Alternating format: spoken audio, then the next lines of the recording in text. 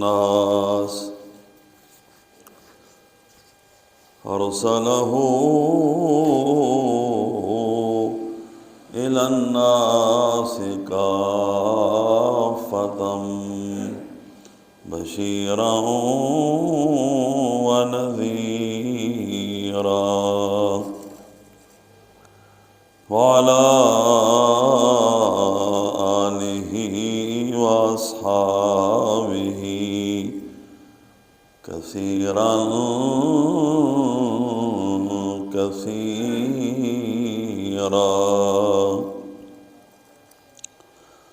أما بعد فأعوذ بالله من الشيطان الرجيم. بسم الله الرحمن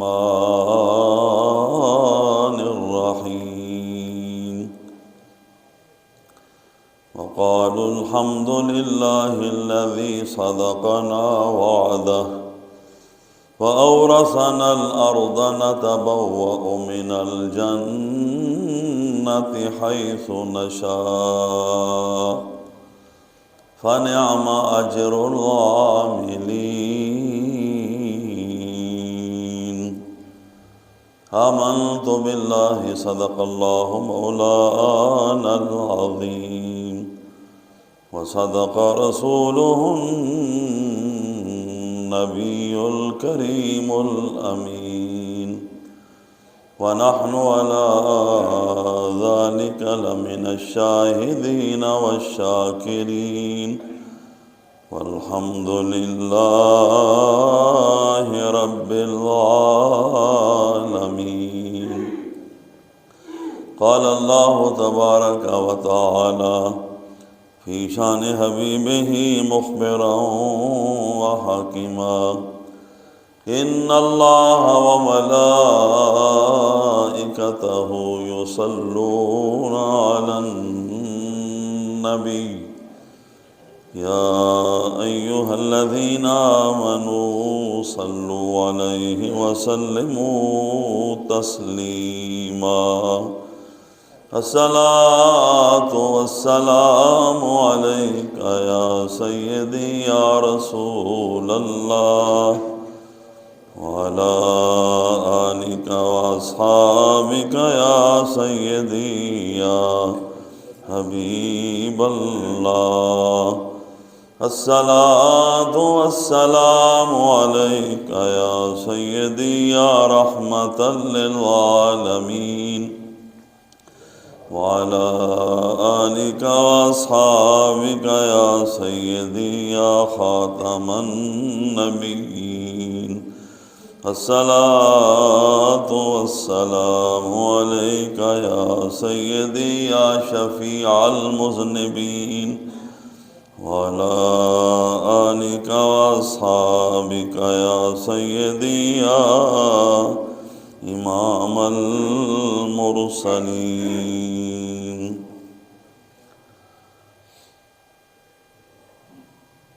اللہ تبارک و تعالی جل جلالہ و اعظم شانہ و اتم برہانہ و عم انوالہ و جل ذکرہ و لا الہ غیرہ کی حمد و ثنا اور نبی اکرم صلی اللہ علیہ وسلم کی بارگاہ میں درود و سلام کا نذرانہ پیش کرنے کے بعد نہایت ہی واجب الاحترام معزز و محترم سامعین حضرات،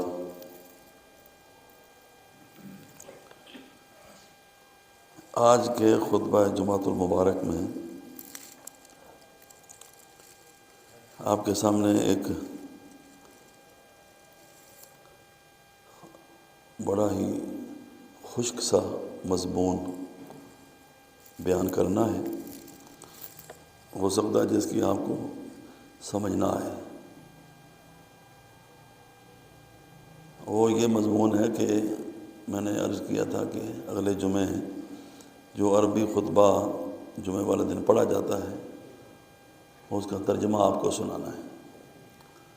اس کا ترجمہ سنانے سے پہلے یہ جو پہلا لفظ ہے الحمد، اس کے بارے میں آپ کے سامنے ایک تفصیل پیش کرنی ہے، جس سے آپ کو پتہ چلے گا کہ مدارس میں علماء جو پڑھتے پڑھاتے ہیں 10 سال لگاتے ہیں، تو وہ اس طرح کے موضوعات بھی بیان کرتے ہیں کہ عوام الناس کو ان باتوں کی خبر ہی نہیں ہوتی۔ جتنا بھی پڑھا لکھا بندہ ہو، اس نے پی ایچ ڈی کیا ہو، ایم فل کیا ہو، جتنی بھی تعلیم حاصل کی ہو، یہ جو میں آپ کے سامنے باتیں کروں گا اس کے سر کے اوپر سے گزر جائیں گی، اس کو سمجھ نہیں آئے گی۔ وہ یہ اس لیے بیان کرنی ہے کہ قرآن پاک میں الحمد کا لفظ جو ہے، یہ اللہ پاک نے کئی مرتبہ ارشاد فرمایا ہے۔ آپ کو پتہ ہے سورہ فاتحہ اس کا آغاز الحمدللہ سے ہوتا ہے، سورہ الانعام جو ہے اس کا آغاز الحمدللہ سے ہوتا ہے، سورہ فاطر جو ہے 22ویں پارے میں وہ بھی الحمدللہ سے شروع ہوتی ہے۔ وآخر دعوانا ان الحمدللہ، یہ سورہ یونس کے پہلے رکوع کی آخری آیت ہے۔ دعواہم فیہا سبحانک اللہم وتحیتہم فیہا سلام وآخر دعوانا ان الحمدللہ رب العالمین، کہ جنت والے جنت میں جب ملاقات کریں گے تو ان کی ملاقات کا آغاز جو ہے وہ لفظ سلام سے ہوگا، ایک دوسرے کو سلام کریں گے، اور آخری جو بات ہوگی وہ الحمدللہ رب العالمین ان الفاظ سے ہوگی۔ اسی طرح جو میں نے آپ کے سامنے آیت پڑھی ہے، یہ سورہ زمر کی آخری سے پہلی آیت ہے، سیکنڈ لاسٹ۔ وقالوا الحمدللہ الذی صدقنا وعدہ، جنت والے جنت میں جائیں گے تو وہ کہیں گے تمام تعریفیں اللہ ہی کے لیے ہیں جس نے ہمارے ساتھ کیا ہوا وعدہ پورا کر دیا، کہ تم ایمان لاؤ گے، نیک عمل کرو گے تو تمہیں جنت مل جائے گی۔ تو جنت اللہ پاک نے ہمیں عطا فرما دی ہے، اور ایسی جنت عطا کی ہے نتبوأ منہا حیث نشاء، کہ جنت میں ہم جہاں چاہیں گے رہیں گے، کوئی ہمیں روکنے ٹوکنے والا نہیں ہوگا۔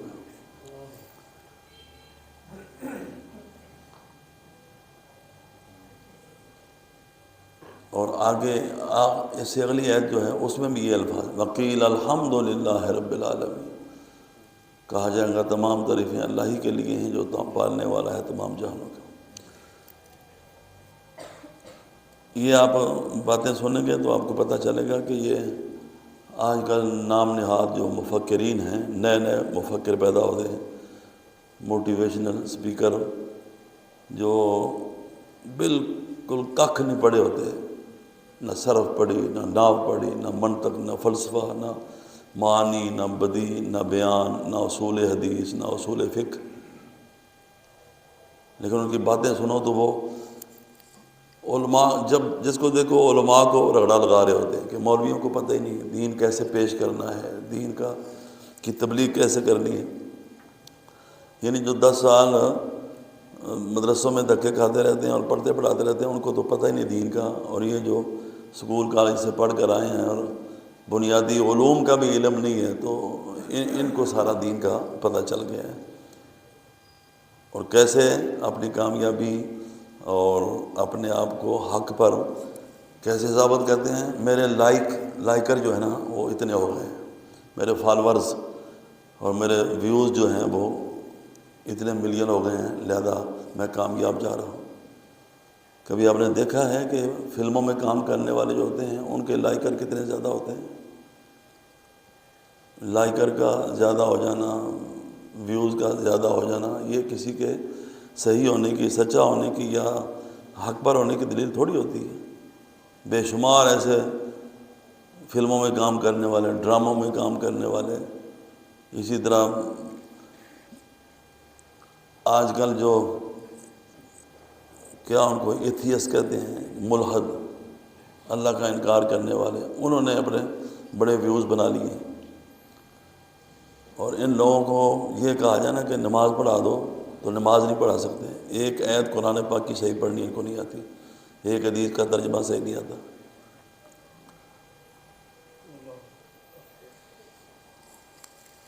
یہ الحمد جو ہے نا اس سے پہلے میں آپ کو ایک واقعہ بھی بتا چکا ہوں کہ میرے پاس ایک نوجوان آیا تو کہنے لگا کہ یہ جو علماء کے خلاف بولتے ہیں نا، یہ یا مرزئی ہوتے ہیں یا مرزئیوں کے یار ہوتے ہیں، کیونکہ مرزا مسرور کی جب بھی آپ تقریر سنو گے نا، وہ یہی کہے گا کہ پاکستان میں جب تک مولویوں کا غلبہ ہے نا، ہماری جماعت وہاں پہ پھیل نہیں سکتی۔ ان کے اوپر ایک ہی چیز سوار ہے کہ یہ مدرسے، یہ مسجدیں، یہ قال اللہ اور قال رسول کی آوازیں، یہ اذانوں کی آوازیں، یہ دینی مدارس جو ہیں یہاں پہ جو تعلیم دی جاتی ہے، یہ ختم ہوں گے تو ہمارا راستہ صاف ہو جائے گا، اور انشاءاللہ یہ ختم نہیں ہوں گے۔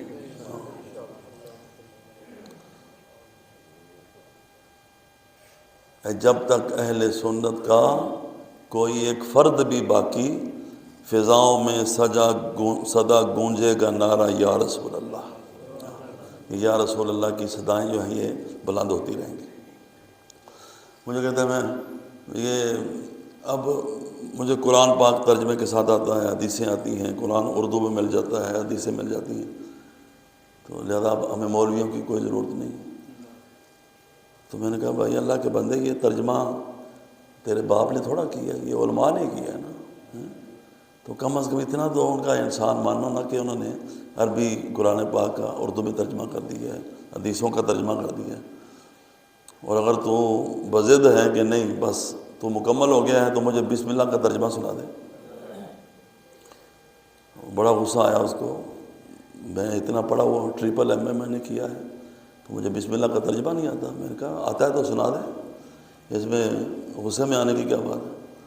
بڑی دیر کے بعد کہتا ہے سنو، پھر اس نے سنانا شروع کیا، شروع کرتا ہوں، میں نے یہیں پہ اس کو روک لیا، میں نے ٹھہر، شروع کرتا ہوں، یہ 3 الفاظ تو نے بولے ہیں، یہ بسم اللہ الرحمن الرحیم کے کن لفظوں کا ترجمہ ہے؟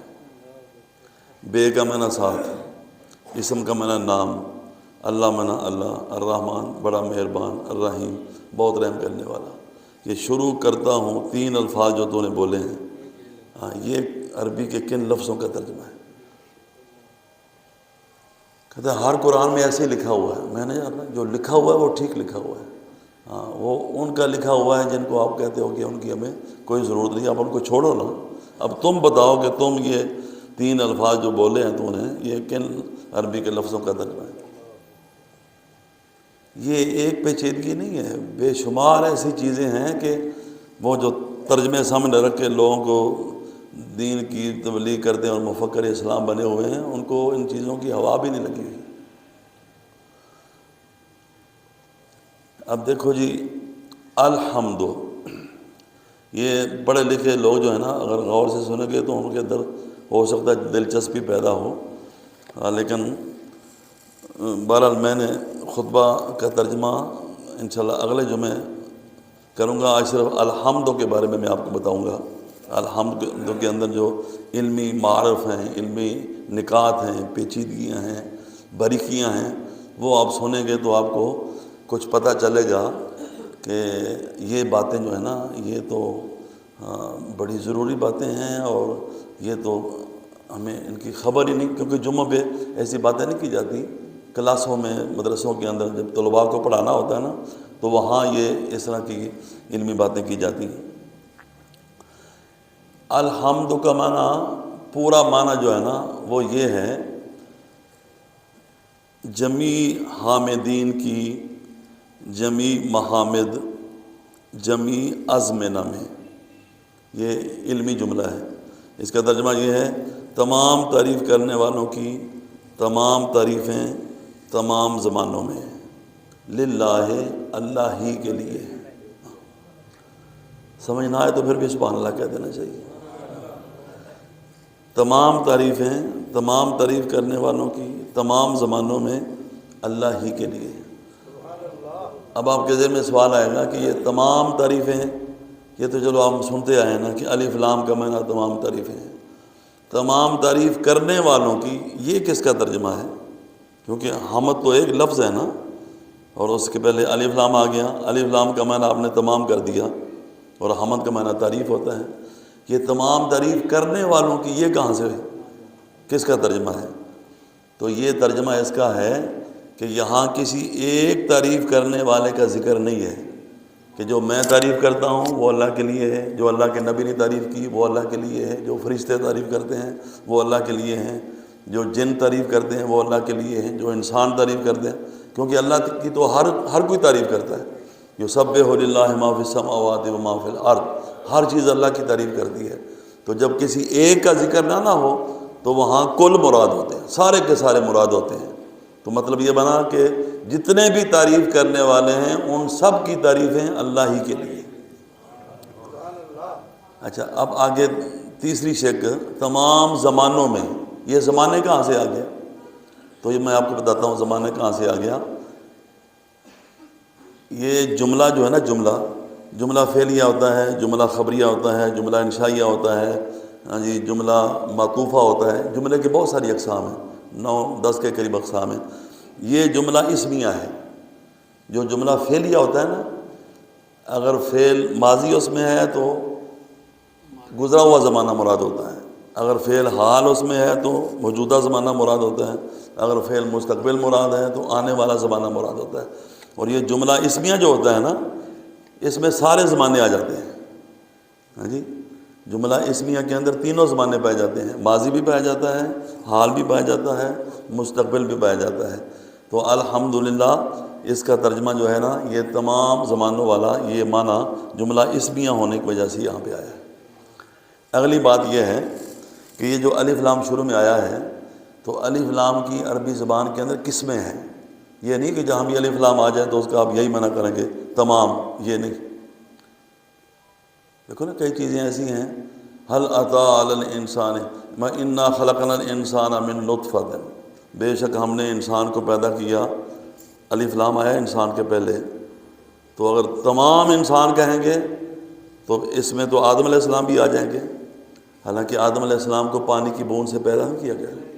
اس میں مائی ہوا بھی آ جائیں گی، وہ بھی انسان ہیں، حالانکہ ان کو پانی کی بوند سے پیدا نہیں کیا گیا۔ اس میں عیسیٰ علیہ السلام بھی آ جائیں گے، حالانکہ ان کو پانی کی بوند سے پیدا نہیں کیا گیا۔ تو کہیں الف لام کا معنی تمام ہوتا ہے اور کہیں اس کا معنی تمام نہیں ہوتا۔ یہ الف لام کی شروع میں 2 قسمیں ہیں، ایک الف لام اسمی ہوتا ہے، اسمی، اور ایک الف لام حرفی ہوتا ہے، حرفی۔ الف لام اسمی وہ ہوتا ہے کہ جو اسم فاعل کے اوپر آتا ہے اور اللہ دی کا معنی دیتا ہے، اللہ دی کا، اللہ دی، اللہ دانے، اللہ دینے، والذین آپ پڑھتے ہیں قرآن پاک کے اندر۔ لیکن اسم فاعل کون سا؟ اسم فاعل کی 2 قسمیں ہوتی ہیں، ایک وہ جس میں حدثی معنی ہوتا ہے، حدثی معنی، کبھی معنی پایا گیا کبھی نہیں پایا گیا، اور ایک وہ جس میں ثبوتی معنی ہوتا ہے جو مستقل اس کے اندر پایا جاتا ہے۔ حدثی معنی کی مثال یہ ہے، ضاربن، مارنے والا۔ اب ظاہر بات ہے مارنے والا ہر وقت تو نہیں مارتا رہتا، کبھی مارتا ہے کبھی نہیں مارتا۔ مضروبن، مار کھانے والا، اور مار کھانے والا بھی ہمیشہ مار نہیں کھاتا رہتا، کبھی مار کھاتا ہے کبھی کھانا کھاتا ہے کبھی کام کرتا ہے، ہمیشہ مار نہیں کھاتا رہتا۔ تو الضارب، المضروب، الناصر، المنصور، اس طرح کے جو اسم فاعل ہیں جن میں حدثی معنی پایا جاتا ہے، ان پر جو الف لام آتا ہے نا، وہ الف لام بمعنی الذی ہوتا ہے، الذی۔ مثلا الضارب کا معنی ہوگا الذی ضرب، وہ جو مارنے والا ہے، اور المضروب کا معنی ہوگا الذی ضرب، وہ جو مار کھانے والا ہے۔ یہ مطلب ہوگا، یہ وہ اسم فاعل ہیں جس میں حدثی معنی پایا گیا، اور بعض اسم فاعل وہ ہوتے ہیں جن میں ثبوتی معنی پایا جاتا ہے، جو معنی کبھی بھی اس سے جدا نہیں ہوتا، جیسے الصائغ، سنار۔ اب سنار سو رہا ہے تو پھر بھی سنار ہے، جاگ رہا ہے تو پھر بھی سنار ہے، کھانا کھا رہا ہے تو پھر بھی سنار ہے، واش روم میں گیا تو پھر بھی سنار ہے۔ اب ضارب ایسا نہیں ہے، وہ جب مار رہا ہوگا تو تب ضارب ہوگا، جب نہیں مار رہا تو تب ضارب، مارنے والا نہیں ہوگا۔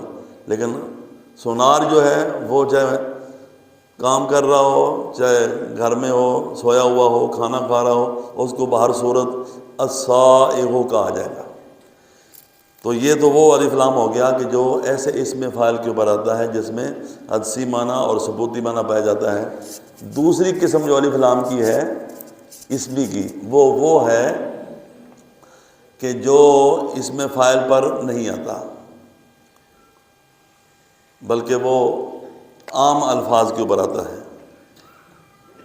اس کی مثال یہ ہے، اس کی آگے دو قسمیں ہیں، اس کو وہ جو اسم فاعل حدسی معنی اور ثبوتی معنی کے اندر ہے الف لام حرفی، دوسری قسم حرفی کی ہے، اور اس کی آگے پھر دو قسمیں ہیں، ایک زائدہ ہے ایک غیر زائدہ ہے۔ وہ الف لام جو زائدہ ہوتا ہے نا وہ ہے کہ جس کو اگر لفظوں سے گرا دیا جائے تو معنی میں کوئی فرق نہیں پڑتا، اس لیے اس کو زائدہ کہتے ہیں۔ جیسے الحسن والحسین سیدہ شباب اہل الجنہ، حسن و حسین جنتی جوانوں کے سردار ہیں، حدیث پاک ہے۔ اب یہاں سے الف لام ہٹا دو، خالی حسن اور حسین سے بھی الف لام ہٹا دو تو صرف حسین اور صرف حسن کا وہی معنی ہے جو الحسنوں کا معنی ہے اور الحسینوں کا معنی ہے۔ یعنی زائدہ جو ہوتا ہے اس کو کلام سے گرا بھی دیا جائے تو معنی میں کوئی فرق نہیں آتا۔ یہ عرفی کی پہلی قسم ہے، اور عرفی کی دوسری قسم کی آگے چار قسمیں ہیں، چار قسمیں۔ کتنی؟ ایک جنسی ہوتا ہے، ایک استغراقی ہوتا ہے، ایک عہد خارجی ہوتا ہے، ایک عہد ذہنی ہوتا ہے۔ جنسی وہ ہوتا ہے کہ جو پوری جنس کے اوپر دلالت کرتا ہے، یعنی جس کا معنی، مفہوم اور مدلول جو ہے نا وہ پوری جنس ہوتی ہے۔ مثلا عربی میں کہتے ہیں الرجل خیر من المرأۃ، کہ جن سے مرد جو ہے وہ جن سے عورت سے افضل ہے۔ حالانکہ کئی عورتوں کے ایسے افراد ہیں جو مردوں کے کئی افراد سے افضل ہیں۔ حضور پاک کی صحابیات جو ہیں وہ کئی مردوں سے افضل ہیں۔ اب ہم موجودہ دور کے جو لوگ ہیں، بی بی فاطمہ الزہرا، حضرت عائشہ صدیقہ، امہات المومنین، حضور پاک کی بیٹیاں، نبی پاک کی صحابیاں، رابعہ بصری ہے، یہ بے شمار ایسی عورتیں ہیں جو بے شمار مردوں سے افضل ہیں۔ تو الرجل خیر من المرأۃ، اس کا مطلب یہ ہے کہ جن سے مرد جو ہے نا، اللہ نے جو مرد کی جنس بنائی ہے نا، وہ جنس کے اعتبار سے مرد کو اللہ نے عورت کے اوپر فضیلت عطا فرمائی ہے، کیونکہ الرجال قوامون علی النساء قرآن پاک کے اندر ہے، وللرجال علیہن درجہ۔ اللہ نے مردوں کے الگ حقوق رکھے ہیں، عورتوں کے الگ ہیں، لیکن فضیلت کے اعتبار سے اللہ نے مردوں کو ایک درجہ عورتوں پر فضیلت عطا فرمائی ہے۔ تو الرجل خیر من المرأۃ، اس کا یہ مطلب ہے۔ دوسری قسم جو ہے الف لام کی وہ ہے استغراقی۔ استغراقی میں جنس مراد نہیں ہوتی بلکہ افراد مراد ہوتے ہیں۔ وہ الف لام جو ہے نا وہ سارے افراد کو اپنے اندر گھیرے ہوئے ہوتا ہے، کوئی ایک فرد بھی باہر نہیں رہتا۔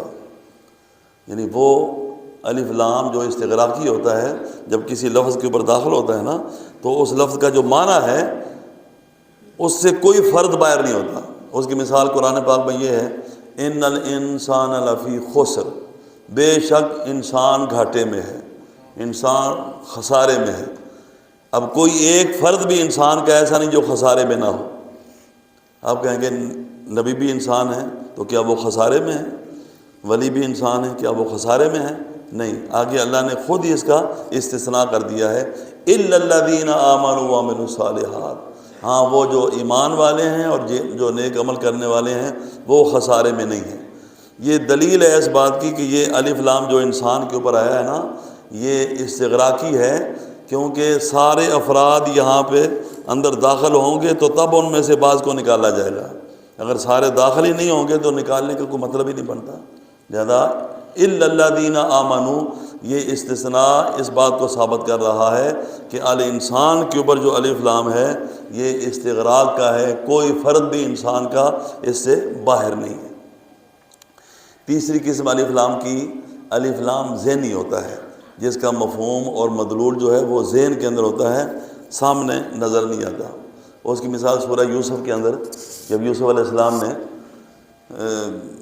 وہ خواب آیا اور بھائیوں نے کہا کہ اس کو ہمارے ساتھ بھیجو، ہم جا کر سیر کر کے آتے ہیں، تو یعقوب علیہ السلام نے کیا کہا تھا؟ اخاف ان یاکلہ الذئب، مجھے خطرہ ہے کہ کہیں اس کو بھیڑیا نہ کھا جائے۔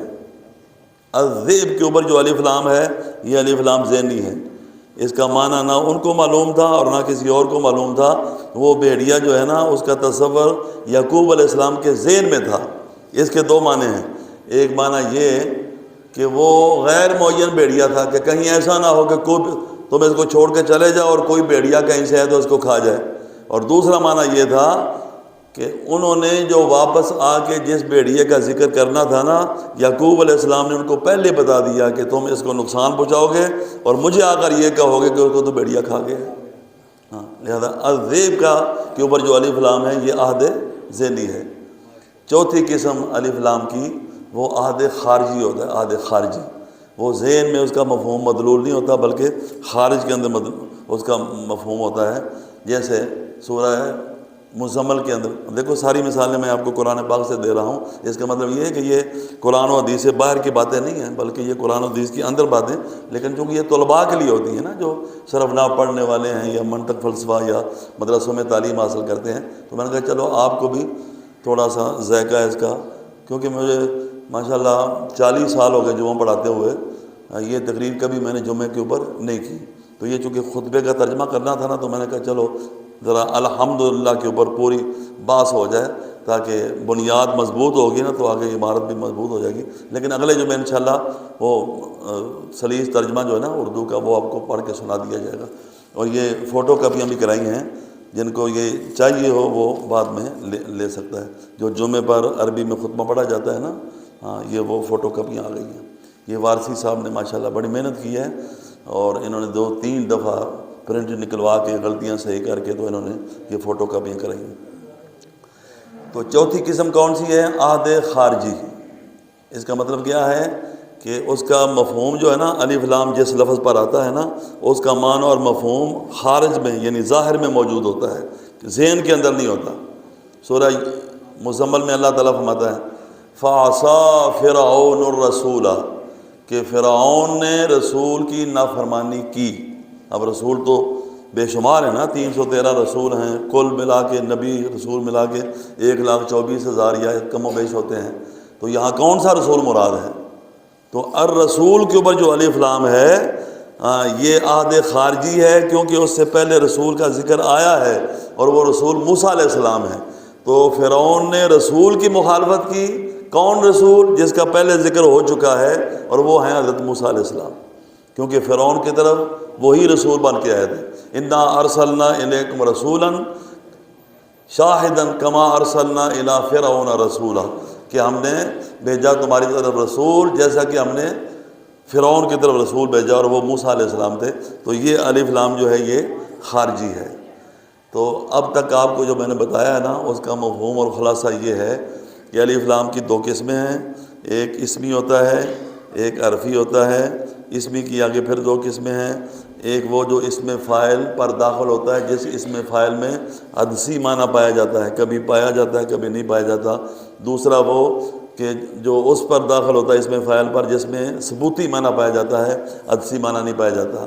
دوسری قسم حرفی کی ہوتی ہے۔ عرفی کی آگے پھر 2 قسمیں ہیں، ایک زائدہ ہے ایک غیر زائدہ ہے۔ اور زائدہ وہ ہے کہ جو کلام سے گر جائے تو معنوں میں کوئی فرق نہیں آتا، اور غیر زائدہ وہ ہے کہ جس کو داخل کرنا بہرحال ضروری ہوتا ہے کیونکہ اس کا ایک معنی مفہوم ہوتا ہے۔ اس کی آگے 4 قسمیں، جنسی، استغراقی، عہد خارجی، عہد ذہنی۔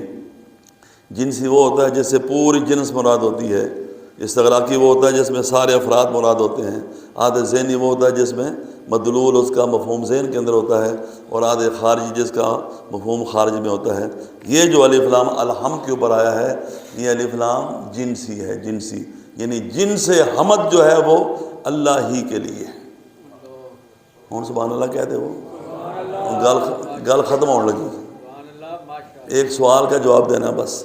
سوال یہ ہے کہ جب ساری تعریفیں آپ کہتے ہیں، تمام تعریفیں تمام زمانوں میں تمام تعریف کرنے والوں کی اللہ ہی کے لیے ہیں، تو اپنے والدین کی کیوں تعریف کی جاتی ہے؟ اپنے استادوں کی کیوں تعریف کرتے ہیں؟ یہ مسجد بڑی خوبصورت ہے، یہ اس کی تعریف ہے۔ یہ کتاب بڑی خوبصورت ہے، یہ اس کی تعریف ہے۔ میرے بچے بڑے خوبصورت ہیں، میرے گھر میں سامان بڑا خوبصورت ہے۔ تو جب ساری تعریفیں ہر دور میں ہر زمانے میں ہر تعریف کرنے والی کی تعریف اللہ ہی کے لیے ہے، تو پھر باقیوں کی تعریف کیوں کرتے ہیں؟ ٹھیک ہے، سوال آیا ذہن میں؟ تو اس کا جواب سن لو۔ اس کا جواب یہ ہے کہ تعریف کی دو قسمیں ہیں، ایک بلا واسطہ ہوتی ہے، ایک بالواسطہ ہوتی ہے۔ جب آپ کہتے ہیں الحمدللہ یا سبحانک اللہم یا اور بھی الفاظ بولتے ہیں تو یہ بلا واسطہ آپ اللہ کی تعریف کر رہے ہیں۔ اور جب آپ اللہ کی مخلوق کی تعریف کرتے ہیں نا تو مصنوع کی تعریف جو ہوتی ہے وہ صانع ہی کی تعریف ہوتی ہے۔ کیا مطلب؟ یہ مسجد بڑی خوبصورت ہے، یہ مسجد کی تعریف نہیں ہے، حقیقت میں مسجد بنانے والے کی تعریف ہے۔ مینار پاکستان کتنا اچھا بنا ہوا ہے، خود تو نہیں بنا، کسی بنانے والے نے بنایا ہے، تو یہ بنانے والے کی تعریف ہے۔ تو چونکہ ساری کائنات اللہ نے بنائی ہے، لہذا اللہ کی مخلوق میں سے جس کی بھی تعریف کرو گے وہ حقیقت میں اللہ ہی کی تعریف ہے۔ تو بالواسطہ بھی تعریف ہوتی ہے، بلا واسطہ بھی تعریف ہوتی ہے۔ براہ راست اللہ کی تعریف کرو، قرآن پڑھو، حدیث پڑھو، کلمہ کلام پڑھو، ذکر و اذکار کرو، وہ براہ راست اللہ کی تعریف ہے۔ اور اللہ کی مخلوق کی جو تعریف ہوتی ہے وہ بھی اللہ ہی کی تعریف۔ یہ غلط فہمی لوگوں کے ذہنوں کے اندر ہے، سب کچھ اللہ کا ہے جی، تو پھر نبیوں ولیوں کا کیا ہے؟ تو میں کہوں گا سب کچھ اللہ کا ہے تو تیرے گھر میں جتنی چیزیں وہ کس کی ہیں؟ کہو نا اللہ کی ہیں، آ کے لے جاؤ۔ ہیں یہ غلط فہمی ہے۔ ایک بندہ کہتا ہے جی سب کچھ اللہ کا ہے، تو آپ کہتے ہیں نبیوں کو اللہ نے اختیار دیا ہے، ولیوں کو اللہ نے اختیار دیا ہے، جو سب کچھ اللہ کا ہے تو پھر کسی کا کچھ نہ ہوا۔ میں نے کہا یہ تیرے سر کے اوپر جو ٹوپی ہے یہ کس کی ہے؟ کہتا ہے یہ تو میری ہے۔ میں نے کہا تو ابھی کہہ رہا تھا سب کچھ اللہ کا ہے، اب کہتا ہے ٹوپی میری ہے۔ یہ شلوار کس کی ہے؟ یہ بھی میری ہے۔ قمیض کس کی ہے؟ یہ بھی میری ہے۔ یہ گھر کس کا ہے؟ یہ میرا ہے۔ یہ بکری، گائے، دکان، یہ سارا، یہ اتنی چیزیں جب تیری ہو سکتی ہیں تو اللہ کے رسول کی نہیں ہو سکتی؟ یہ غلط فہمی ہے۔ للہ ما فی السماوات، اللہ ہی کے لیے جو کچھ آسمانوں میں ہے، جو کچھ زمینوں میں ہے، حقیقی طور پر ہر چیز کا مالک اللہ ہی ہے، لیکن اللہ نے اپنی مخلوق کو یہ ساری چیزیں عطائی طور پر دے رکھی ہے، لہذا نہ اللہ کی ملکیت کا انکار ہے نہ مخلوق کی وما علیہ الا البلاغ۔